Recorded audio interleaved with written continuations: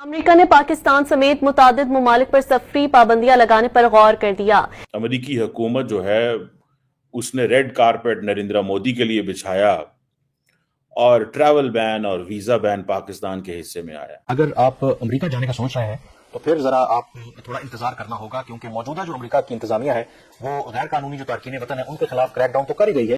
अगर भारत इन्वॉल्व है तो बिल्कुल आप उसके ऊपर एक्शन कीजिए। आप ऐसा कीजिए कि आप जो सबूत है आपके पास वो आप दुनिया के आगे रखिए। अगर हमारी जो आउट ऑफ कंट्रीज में जो हमारी वैल्यू है ना, जो पाकिस्तानियों ने कारनामे माशाल्लाह से किए हुए हैं, भीख मांगना, ड्रग्स बेचना, गुंडागर्दी करना, गंदगी फैलाना, ये पाकिस्तानियों में बहुत ज्यादा होया हुआ है। जब पहुंचते हैं तो वहां वैसे ही वो आपको अलग कर देते हैं। आप अफगानिस्तान से हो या पाकिस्तान से हो तो वो आपके ऊपर वैसे ही एक डबल किस्म की नज़र होती है। वीज़ा की क्वालिटी क्या है, क्या करने आए हैं, पहले आए थे, नहीं आए थे, कहाँ रहेंगे, टिकट दिखाएं अपना, ये सारी बातें अब होती हैं। हाँ, unless you're an American national. और अब तो ग्रीन कार्ड होल्डर्स जो हैं उनको भी गौर से वो देख रहे हैं। इस मॉडर्न हिस्ट्री जो हमारे सामने है उसके अंदर इंडिया आजाद होने वाले मुल्कों में किस तरह तरक्की कर रहा है आप देख सकते हैं। आपको कोई सामने $4 ट्रिलियन की जीडीपी है, स्ट्रॉन्ग रिजिलियंट इकोनॉमी है, सारी की सारी दुनिया जो है वो आके इंडिया से पूछती है कि भाई अब क्या करें, और दुनिया के तमाम फाइनेंशियल इंस्टीट्यूशंस इंडिया के ऊपर पैसे लगाते हैं। वही पैसे लगाते हैं वो कि वो बड़े एंटी इमिग्रेशन के खिलाफ है। वो नहीं चाहते कि इन ममालिक से, दूसरे ममालिक से लोग जो है अमेरिका में आए। अब जहां तक ये सवाल है कि क्या इससे नेशनल सिक्योरिटी के मसले जो है अमेरिका में वो हल हो जाएंगे।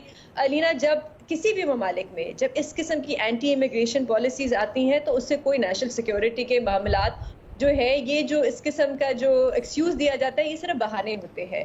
इसके पीछे नेशनल सिक्योरिटी का कोई मसला नहीं होता। हमारे मुल्क में भी जैसे अफगान रेफ्यूजीज, जो गरीब अफगान रेफ्यूजीज हैं, उनको जब डिपोर्ट किया जाता है, निकाला जाता है, तो हमें भी कहा जाता है कि मुल्क में नेशनल सिक्योरिटी के मसले हल हो जाएंगे, मईशत हल हो जाएगी, ठीक हो जाएगी। ऐसा नहीं होता। इसके पीछे हर वक्त कोई ना कोई सियासी मकसद होता है, कोई प्रेशर डालने की तरीके होते हैं। तब भी एक दूसरे के जो वीक पॉइंट्स है उसको बहुत ज्यादा हाईलाइट करते हैं। और मेरा ख्याल है इनका यही एक काम होता है या यही एक तरीका होता है बातचीत करने का। हमारी तरफ से पाकिस्तानी जो पैनलिस्ट हैं या पाकिस्तानी यूट्यूबर्स हैं या पाकिस्तानी जो इंडिया टीवी पे जाते हैं, आपके ख्याल से वो क्या बहुत लड्डू वड्डू खिला रहे होते हैं? नहीं, वो भी बहुत ऐसी बातें, कड़वी बातें कर रहे होते हैं जिससे कि जाहिर है कि दूसरी तरफ जो इंडियन पैनलिस्ट हैं वो थोड़े परेशान हो, उनको बुरा लगे। और यही चीज भारत की तरफ से भी हो रही है। अमेरिका आप देखें जो पार्शियल वीजा सस्पेंशन है, मतलब ये समझ नहीं आई।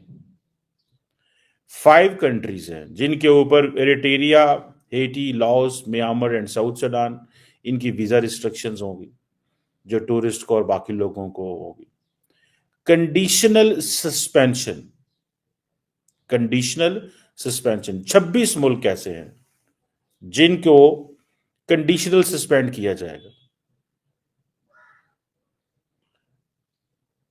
अब पाकिस्तान को क्या है, 26 मुल्कों में डाला है जहां पे रिस्क होगा partial suspension of US visa issuance if Pakistani government जो है एड्रेस नहीं करती सिक्योरिटी एंड वेटिंग डेफिशिएंसी 60 दिनों के अंदर। फुल वीजा सस्पेंशन मैंने आपको बता दिया है, पार्शियल वीजा सस्पेंशन भी बता दिया है, देन पार्शियल वीजा सस्पेंशन भी बता दिया, देन कंडीशनल पार्शियल सस्पेंशन भी है अगर सिक्योरिटी जो सस्पेंशन है वो नहीं है। If security deficiencies are not address condition, उसमें पाकिस्तान आता है। जो वो मुल्क जहाँ से एक्सपोर्ट हो रहे हैं इलीगल मैन पावर या टेररिस्ट, उनको टारगेट किया जाए और रिस्ट्रिक्ट किया जाए उनके, तो उस वक्त Pakistan was in the I of the storm. ये चीज़ अभी हुई नहीं थी। तो ये खबर अब आई है कि डोनाल्ड ट्रंप ने ऐसा भी एक ऑर्डर की इशू किया है। मगर अब जो आपको इसके ऊपर रिविजन नज़र आएगी वो यही आएगी कि basically this is targeting Afghanistan. एक तो ये क्योंकि बेसिकली जो टेररिज्म आ रही है वो अफगानिस्तान से आ रही है। दूसरा ये कि पिछली जो एडमिनिस्ट्रेशन रही है डेमोक्रेट्स की, उन्होंने 20,000 अप टू 50,000 अफगान्स को रिहेबिलिटेट करने का वादा किया है, जिसमें से 10-20,000 अवेट कर रहे हैं। उनकी क्लियरेंस हो गई है मगर अभी तक वो गए नहीं है वहाँ। तो ये this is aimed at stopping them. अच्छा, अब पाकिस्तान, क्योंकि उनमें से बहुत से जो हैं वो पाकिस्तान में रीसेटल हो गए हैं, और यही पाकिस्तान का रोना है कि आपने हमें कहा था कि इनको रख लें थोड़ी देर के लिए, और इनके हमें वीज़े शीज़े हम कर रहे हैं, फिर ये चले जाएंगे।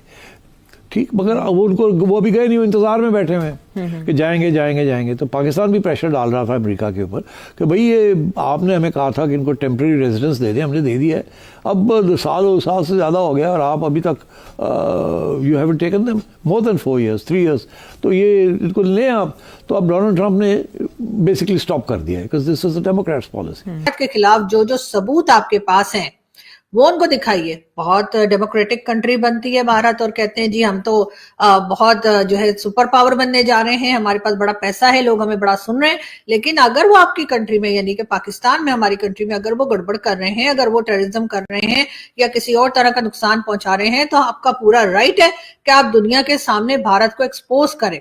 वैसे जहां तक मुझे पता है भारत अभी तक FATF की ग्रे लिस्ट में नहीं गया, 4 बार हम गए हैं। लेकिन हम क्यों गए हैं जी, वो भी कहा जाता है कि जी भारत ने हमें जो है 4 बार FATF की ग्रे लिस्ट में डलवा दिया। वो कैसे जी?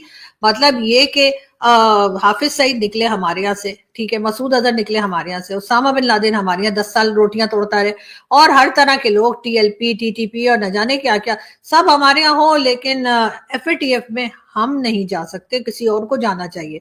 ये जो हमने एक नैरेटिव बना के रखा है ना, वो हमें ही नुकसान कर रहा है। हमें जरूरत इस बात की थी कि हम ये देखते कि आखिर ये जो जाफर एक्सप्रेस वाला इंसिडेंट हुआ है वो क्यों हुआ है, कैसे हुआ है, और यहाँ पे हमारी कहाँ पे गलती रही है।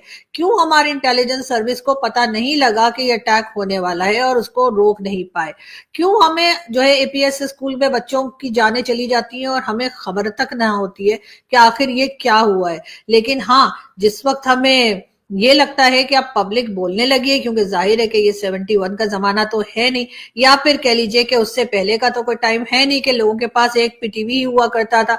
अब तो सोशल मीडिया भी है, दुनिया जहान के चैनल्स जो है, चाहे वो जर्मनी का हो, चाहे वो अमेरिका का हो, चाहे UK का हो, दुनिया के चैनल्स लोगों के पास अवेलेबल है सिर्फ एक मोबाइल पे। मतलब हमारे ऊपर तलवार है। Angola, Belarus, Bhutan, Cambodia, Cameroon, Chad, Dominica, Gambia, Liberia, Malawi, Pakistan, Congo, Saint Lucia, Sierra Leone, East Timor, Turkmenistan. मतलब this is where we stand. Our word is this.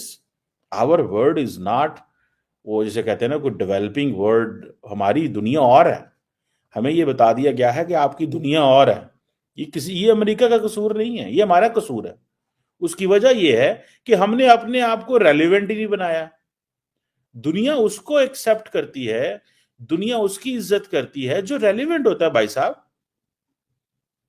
दुनिया रेलिवेंट लोगों की इज्जत करती है।